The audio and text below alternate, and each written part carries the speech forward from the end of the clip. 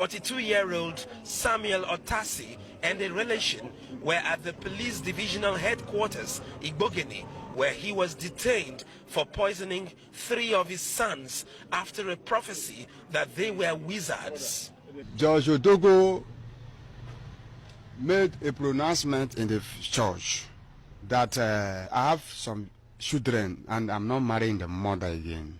The mother have bewitched all my children to tarnish their life and to tarnish my family's life. That a owner of his son, children, will buy a snapper and poison them and kill them. I've not seen, and I cannot be among that.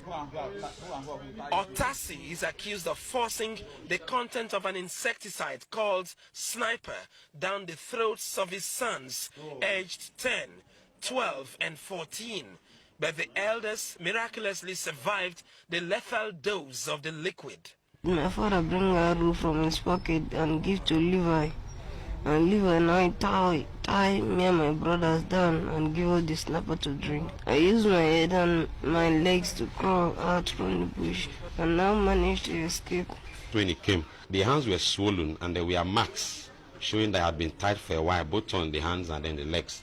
So we began to treat him, ran some tests, began to treat him. In the evening, he got a bit conscious. He could talk, could call the name of his village. So he now told us what happened, that the father took them, said they were going to a church, and then along the line, he stopped, asked the bus to stop, and they went into a bush. When they got there, with one other man, I think his uncle or so, he tied all of them and forced them to drink Sniper. He was eventually brought to the police station here. When he had recovered a little, he now told us that 2 other of his siblings are still in the bush. By the time we got there, unfortunately, those 2 had already given up the ghost.